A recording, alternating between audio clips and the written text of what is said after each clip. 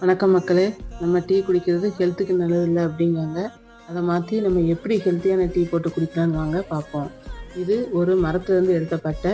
அது என்ன பட்டைன்னு தெரிஞ்சவங்க கமெண்ட் பண்ணுங்கள். நான் வீடியோட எண்டில் சொல்கிறேன். அளவு செய்கிறேன். தேவையான அளவு பட்டை எடுத்து உரலில் போட்டு இடித்து தூளாக்கணும். ரொம்ப நைஸாக பவுடராக கூடாது. ஒரு பாத்திரத்தில் 2 டம்ளர் தண்ணி ஊற்றி கொதிக்க வச்சு அதில் இந்த தூளை 2 ஸ்பூன் எடுத்து போட்டு நம்ம டீ தூள் டிகாசன் மாதிரி வரும். அதை சிம்மில் வச்சு 2 நிமிஷம் கழித்து இறக்கி தேவைப்பட்டால் நாட்டு சர்க்கரை 2 ஸ்பூன் சேர்த்துக்கிடலாம். பாலில் கலந்து பால் டீ மாதிரி குடிக்கலாம் அல்லது அப்படியே குடிக்கலாம்.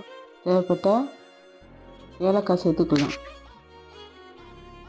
இந்த பட்டையோட பேர் மருதம்பட்டை. இது நம்ம முன்னோர்கள் பயன்படுத்தியிருக்காங்க.